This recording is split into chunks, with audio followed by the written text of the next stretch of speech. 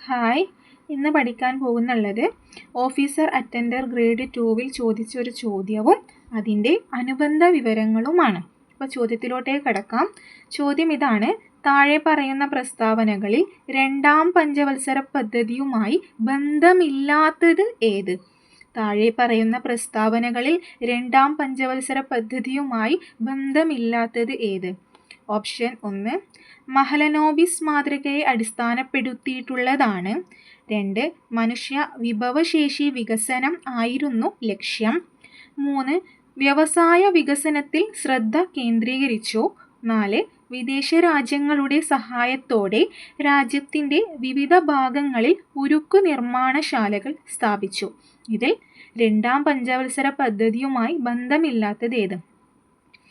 അപ്പോൾ ഉത്തരം ആണ് 2 മാത്രമാണ് ഇതിൽ രണ്ടാം പഞ്ചവത്സര പദ്ധതിയുമായി ബന്ധമില്ലാത്തത്. ഏതാണ്? മനുഷ്യ വിഭവശേഷി വികസനമായിരുന്നു ലക്ഷ്യം. ഈ മനുഷ്യ വിഭവശേഷി വികസനമായിരുന്നു ലക്ഷ്യം രണ്ടാം പഞ്ചവത്സര പദ്ധതിയുമായി ബന്ധമില്ലാത്തതാണ്. അപ്പോൾ നിങ്ങളോടുള്ള ചോദ്യം, ഈ മനുഷ്യ വിഭവശേഷി വികസനം എത്രാം പഞ്ചവത്സര പദ്ധതിയുമായി ബന്ധപ്പെട്ടതാണെന്ന് കമൻറ്റ് ചെയ്യാം. അപ്പോൾ ഇപ്പോൾ രണ്ടാം പഞ്ചവത്സര പദ്ധതിയുമായി ബന്ധമുള്ളത് ഏതെല്ലാണ്? 1 മഹലനോബിസ് മാതൃകയെ അടിസ്ഥാനപ്പെടുത്തിയിട്ടുള്ളതാണ്.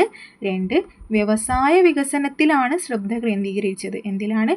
വ്യവസായ വികസനത്തിലാണ് ശ്രദ്ധ കേന്ദ്രീകരിച്ചത്. വിദേശ രാജ്യങ്ങളുടെ സഹായത്തോടെ രാജ്യത്തിൻ്റെ വിവിധ ഭാഗങ്ങളിൽ ഉരുക്കു നിർമ്മാണശാലകൾ സ്ഥാപിച്ചു. ഇനി നമുക്ക് പഞ്ചവത്സര പദ്ധതിയുമായി ബന്ധപ്പെട്ട് കുറച്ച് കാര്യങ്ങൾ പഠിക്കാം.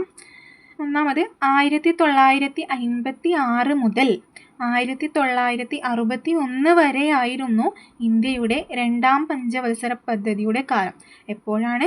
1956 മുതൽ 1961 വരെയായിരുന്നു ഇന്ത്യയുടെ രണ്ടാം പഞ്ചവത്സര പദ്ധതിയുടെ കാലം. മറക്കരുത്, 1956 മുതൽ 1961 വരെ രണ്ടാം പഞ്ചവത്സര പദ്ധതിയുടെ കാലമായിരുന്നു. എന്തായിരുന്നു ലക്ഷ്യം വെച്ചിരുന്നത്? സാമ്പത്തിക സ്ഥിരതയായിരുന്നു ലക്ഷ്യം വെച്ചിരുന്നത്. എന്തായിരുന്നു ലക്ഷ്യം വെച്ചിരുന്നത്? സാമ്പത്തിക സ്ഥിരതയായിരുന്നു ലക്ഷ്യം വെച്ചിരുന്നത്. 1956 മുതൽ 1961 വരെയായിരുന്നു ഇന്ത്യയുടെ രണ്ടാം പഞ്ചവത്സര പദ്ധതിയുടെ കാലം എന്ന് പറയുന്നത്. അതിൽ സാമ്പത്തിക സ്ഥിരതയായി ലക്ഷ്യം വെച്ചത്. അടുത്തത്, മുൻ വർഷത്തിൽ നിന്ന് വ്യത്യസ്തമായി കാർഷിക മേഖലയ്ക്ക് കുറഞ്ഞ പ്രാധാന്യം. കാർഷിക മേഖലയ്ക്ക് രണ്ടാം പഞ്ചവത്സര പദ്ധതിയാകുമ്പോൾ കുറഞ്ഞ പ്രാധാന്യമാണ് നൽകിയത്.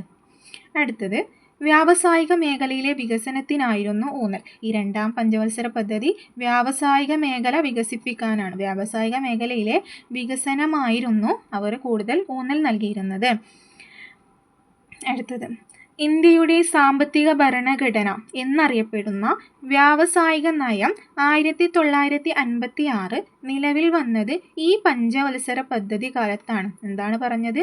ഇന്ത്യയുടെ സാമ്പത്തിക ഭരണഘടന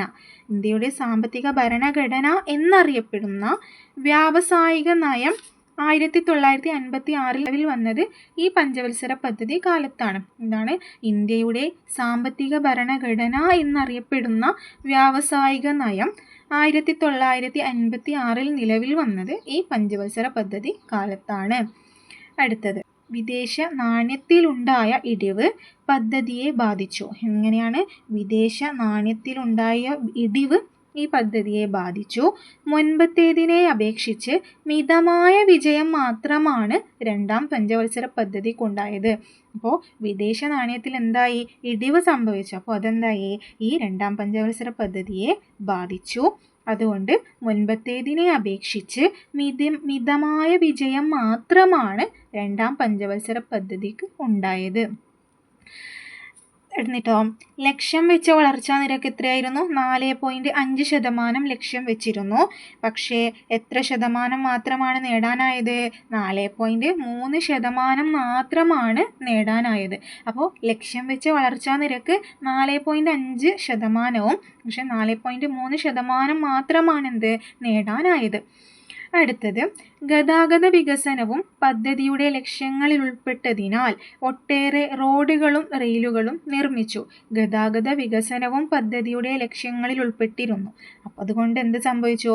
ഒട്ടേറെ റോഡുകളും റെയിലുകളും നിർമ്മിച്ചു. 1955 കോൺഗ്രസ് ആവടി സമ്മേളനത്തിൻ്റെ പശ്ചാത്തലത്തിൽ സോഷ്യലിസ്റ്റ് സമൂഹത്തെ വാർത്തെടുക്കുക എന്ന ലക്ഷ്യം കൂടി പദ്ധതി മുന്നോട്ട് വച്ചിരുന്നു. എന്താണ് പറയുന്നുള്ളത്? അപ്പോൾ 1955 കോൺഗ്രസിൻ്റെ ആവടി സമ്മേളനം. എപ്പോഴാണ്? 1955 കോൺഗ്രസിൻ്റെ ആവടി സമ്മേളനം. ഈ ആവടി സമ്മേളനത്തിൻ്റെ പശ്ചാത്തലത്തിൽ സോഷ്യലിസ്റ്റ് സമൂഹത്തെ വാർത്തെടുക്കുക എന്ന ലക്ഷ്യം കൂടി. എന്താണ്? സോഷ്യലിസ്റ്റ് സമൂഹത്തെ വാർത്തെടുക്കുക എന്ന ലക്ഷ്യം കൂടി പദ്ധതി എന്താക്കി? മുന്നോട്ട് വച്ചിരുന്നു. ഇത്രയുമാണ് രണ്ടാം പഞ്ചവത്സര പദ്ധതിയെക്കുറിച്ച് പഠിക്കാനുള്ളത്.